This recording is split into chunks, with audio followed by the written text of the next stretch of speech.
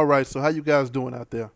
I'm new to the whole YouTube thing, but I guess, like everyone else, due to the changes in circumstances recently, I found myself with a little bit more free time on my hands, so I decided, why not take this opportunity to really go hard at my current home theater situation, especially considering the fact that it's probably going to be the only theater that I visit for a long time. So let's just jump right into it. So what I'm currently running is a 7.2.4 setup, and if you haven't noticed yet, I'm a huge KLIPSCH fan. I started off with one of those basic out-of-the-box all-in-one home theater setups, and nothing against them. They're actually a good fit for some situations, but in my situation, it just turned into the gateway for where we are now. And considering the fact that my current space is a 20 by 20, I quickly learned that those small bookshelves were not going to do the trick. So here we are. Starting off, I have the KLIPSCH R28F floor standing speaker. This is the first speaker I purchased that actually began my transition from the all-in-one set that was originally in this room. This speaker fills medium to large rooms with powerful, lifelike performances. It features a dynamic 1-inch aluminum horn-loaded tweeter, dual 8-inch copper spun high-output IMG woofers, and is finished out with a brushed black polymer veneer cabinet. So naturally, after that huge upgrade to the front floor standing speakers, I couldn't just leave those tiny ones in the rear. I didn't want to go too crazy, and I had somewhat of a budget that I was trying to maintain. So into these, the KLIPSCH R41M bookshelf speakers. These feature 1-inch aluminum LTS tweeters, 4-inch spun copper IMG woofers, and a bass reflex via rear firing port, not to mention removable magnetic grills, which is something I personally like considering the fact that I move the grill covers on and off depending on how I feel that day. I even got them refurbished for a pretty good deal on Amazon. I know they're not the ideal speakers for a room of this size, but they do a surprisingly good job. I would definitely recommend them to anyone looking for good speakers on a budget, and the last time I checked, they were going for a steal. It's hard to argue good sound at that price. It was actually around this time where I made the change in receivers to begin accommodating all of the changes I was making, but we'll revisit that a little bit later. And with the change in receivers, I had a few more options. I really wanted to get more immersed in the sound, so that's when I started experimenting with side surrounds. At one point, I even had my R41 bookshelves as my sides, and was using the original Yamaha bookshelves as the rears, which I later found out were terribly placed, by the way. But after a bit of research and a lot of YouTube videos, I decided on the KLIPSCH RP402S surround sound speakers. These boast dual 1-inch titanium LTS vented tweeters with hybrid Tractrix horns, dual 4-inch spun copper woofers, wide dispersion surround technology, and let's not forget those magnetic grills. And all that is fantastic, but what led me to finally settling on these speakers was due to the fact that they are bipole speakers. There are a few types of speakers, including monopole, bipole, and dipole, but we'll save that for another time. Just know that monopole speakers gives you forward firing sound as opposed to bipole speakers that give you 180 degrees of sound. That widespread sound that bipole speakers offer, in my opinion, give you more immersion than straight firing ones, which ultimately led to my decision to give these a go. Next up, we have the center channel. Upgrading this was a must with all the heavy sound starting to come from all over. My dialogue was getting buried, so I had to make the necessary changes. At first, I upgraded to the KLIPSCH R52C. This was in my setup for a while, and it did the job pretty well. I have no complaints at all about it. But after the upgrade to an Atmos configuration and adding an external amplifier, I found that it was still getting buried when I cranked up the volume. So here I am with the KLIPSCH RP504C center channel speaker. This speaker has a 1-inch titanium LTS vented tweeter with hybrid Tractrix horn, quad 5.25-inch spun copper woofers, bass reflex via rear firing Tractrix port, and a removable magnetic grill. At 40 pounds and a 600 watt peak, it goes without saying that this was a huge upgrade, and one that I've been very satisfied with thus far. Now on to the heartbeat of the room. The original subwoofer that was there could never really give you that kick that most of us are all looking for. So instead of just upgrading to another, I figured why not add on to it. So I went out and grabbed the KLIPSCH R120SW. This has a 12-inch front firing spun copper IMG woofer, all digital amplifier with 400 watts peak power, volume, low pass crossover, and phase control. I relocated the Yamaha sub to the back of the room where I could get the most life out of it and placed the 120 in the front. And with that, I was now sitting at a 7.2 configuration. Not too bad, but why stop there? The new receiver I had has 11 channels, so I figured why not put them to use? And with the assistance of an amplifier, I could do more. Fast forward, I pulled the trigger on two KLIPSCH CDT 5800C2 in-ceiling speakers. These offer a 1-inch titanium tweeter, 8-inch ceramic woofer, horn-loaded technology, controlled dispersion technology, or CDT for short, treble and mid-bass switches, and they have a low-profile, slim-trim magnetic grille. And with that, my transition to an Atmos setup had begun. Atmos is basically surround sound tech on a 5.1 or 7.1 setup with surround sound channels coming from overhead. With Atmos, the room receives a complete calibration, allowing sound mixers to precisely place sounds and voices at exact points. Each speaker in an Atmos setup has its own discrete feed. The helicopter flying overhead or the raindrops pouring down really come to life with this setup. And just to be clear, I am by no means any sort of expert on the matter. There are tons of other people on YouTube who can give you the ins and outs way better than I can. I'm just sharing a bit of knowledge that I picked up along the way while doing my own research. Alright, so this next one might be considered a bit of a cheat, but just bear with me. You may have noticed all around the top of the room that my old speakers are still there. Personally, I just like the look of them there, and at the moment I don't have any other location where they can be put to use, so I just left them.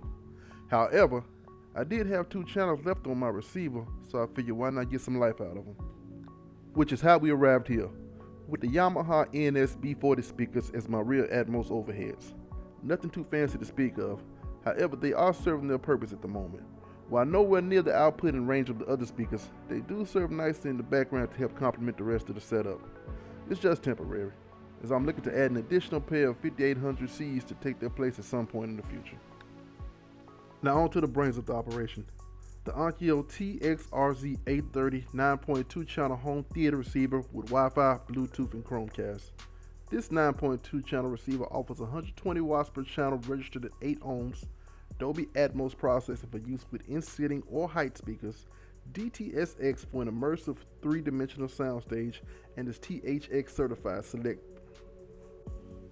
In case you're wondering how I'm powering 11 speakers with a 9-channel receiver, well, that can be attributed to Onkyo's lack of advertising. This receiver actually has 11.2 channel preamp outputs for connection. The catch is in order to access the other 2 channels, they have to be connected to a separate power amplifier. A detail that if you didn't really do your research can easily be missed. With the separate amp connected, I now have access to all this receiver's configurations. This is the one I'm currently running at the moment. Moving right along, while doing my research on amplifiers, I stumbled across this gem, the OSD Nero XA5 180 Class H 240 watt 5-channel home theater amplifier. This amplifier is a 5-channel Class H amp that supplies 180 watts per channel of clean power to the speakers. Though not a whole lot of wattage per channel, it serves its purpose to help take some of the stress off my receiver, as well as allow me to power those remaining 2 channels. It's currently powering my 2 fronts, center channel, and 2 overhead Atmos speakers. I call this a gem because at the time I stumbled across it, it was a significantly lower price than other amps with similar features. It didn't have many reviews, so it was a real shot in the dark. Fast forward a few years, it's still going strong, and the price has shot up drastically. I guess other people discovered it as well. While we're here, we might as well discuss the cabinet as well. Just a basic cabinet I got off of Amazon, really. Actually, this is the wrong cabinet to even begin housing all this hardware. I ended up having to build braces and supports just to stop it from falling apart from the weight of the receiver alone. And when I added the amplifier, it really took a turn. Needless to say, I'll be swapping it out for an actual AV rack as soon as the opportunity presents itself. Nonetheless, here we go. At the top, I have the Logitech 915 Harmony Ultimate touchscreen remote, which I honestly couldn't do without. The 2nd generation Echo Smart speaker with Dolby processing, this cool Netflix sign that I picked up from Etsy, and this Baby Yoda my kids got me for my birthday a few days ago. And yeah, I know his name, but you know, spoilers. Scrolling on down, we have the PlayStation 4 and charging station for the controllers. Tucked behind there somewhere is the Harmony hub and an Ethernet networking switch. Going on past the receiver, I have an Xbox One and charging station. Hid away in the back somewhere is my NVIDIA Shield, which is what I use for all my media. On another note, I absolutely love this thing. My wife got it for me 2 Christmases ago, and as of right now, it's still ranked #1 for best streaming device. I play games on it, stream to it, and it even doubles as a secondary Plex server for me. Oh, and I forgot to mention, in between the cabinet and the front left speaker is a karaoke machine. Moving along, I have a media console here. I basically just use it to tuck those wires I want to keep hidden, as well as for a little bit of extra storage. It also does a good job of holding up my center speaker. We'll come back to the projector screen in a bit. And this is my vinyl section. A few of my favorites.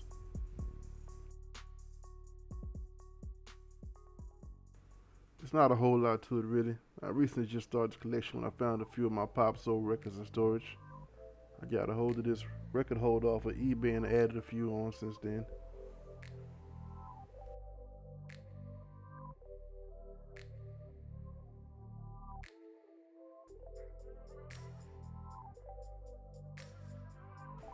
Next up, we have my digital poster box. Originally, I had posters all around this room, which I later replaced with sound panels. But in order to maintain that theater vibe, I added this digital picture box. The whole thing is a DIY. Through videos and a Google search or two, I had it built in no time. The real brains of the operation is the movie poster software that I got from Great Dane Cinema. It's pretty good to say the least. And even when I had to do a little bit of troubleshooting, I reached out to Great Dane. He got right back to me and had me good within a matter of minutes. It can display posters, live action posters, show times that can be customized, trailers, and a little bit more. He really did an amazing job with this software and I highly recommend it.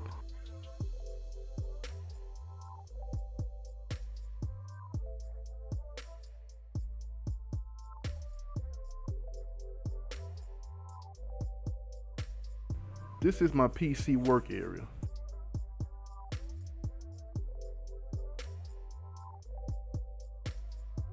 It's used mostly for gaming and a little bit of work. Coming in with close to 20 terabytes, it also functions as my server for streaming throughout the whole house. I might go over the ins and outs of it in a separate video.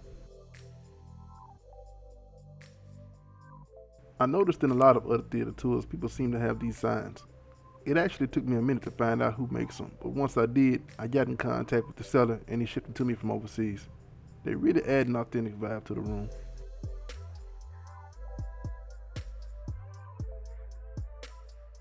And here we are at the back wall. I got some acoustic sound panels at the top that I got off eBay, a beer cap collector / bottle opener, a wine chiller, a refrigerator, fireplace heater, a little makeshift bar, a few lights for ambiance, not to forget the sub in the rears. And I'm sure you could have guessed by now, the wall consists of posters of some of my favorite artists. Ideally, I would like to have a sound diffuser taking up this space, but after getting rid of all my other posters, it was just too hard to let this wall go.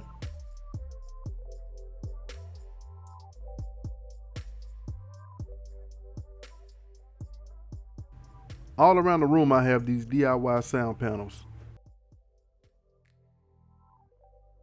When I saw how much these panels were to buy versus to make, doing them myself was a no-brainer. It's not that difficult, and there are tons of videos all over the internet on how to do them.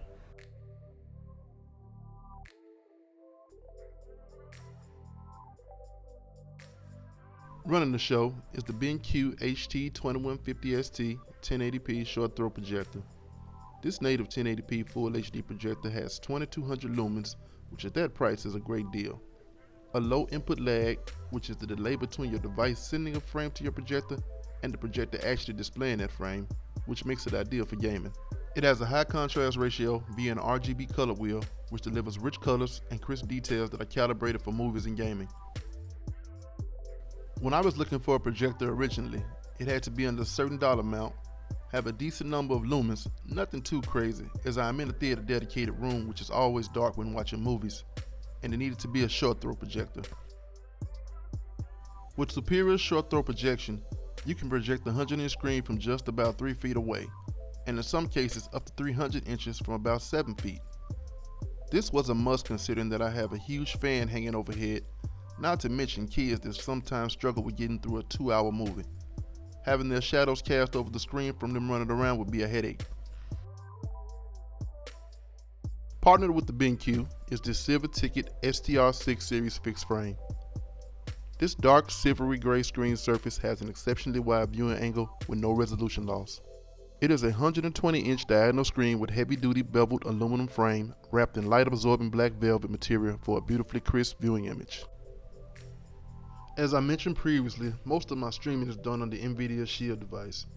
It has all the common apps such as Netflix, Hulu, Disney+, HBO Max, etc., as well as some apps found in the Android Play Store. Most of my streaming is done from my own personal content via my Plex server. Through Plex, organizing and managing my content is a breeze. It easily sorts my movies, shows, and music into different categories that I have customized to my liking. It easily allows me to stream 4K content throughout my whole house seamlessly, as well as even share my content with friends via the premium service. All in all, I can definitely say enjoying my content is a whole lot easier through the Plex experience. I may do a breakdown of the ins and outs on how to turn my PC into a server in a later video. And wrapping things up is my seating. I know, not the most spectacular arrangement. About a week before I shot this video, I ended up having to get rid of my reclining couch because it had broken beyond repair. So as a stand-in, I borrowed a few recliners from other parts of the house until I can make different accommodations. Though not the most aesthetically pleasing, they are pretty comfortable and powered.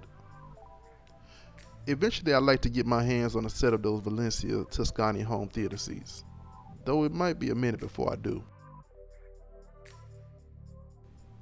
But that's about it, everybody. Though as most home theater enthusiasts know, we're never really done. I just picked up a new Blu-ray player, and my next project is probably going to be me building and assembling a new rack for my equipment. And like I said, I'm new to YouTube, so I'm still working on the kinks. I hope to do more videos on different matters, but mostly tech related. If you like this video at all, go ahead and give me a thumbs up, and subscribe while you're at it so you can catch those new videos when they drop. Thanks for watching.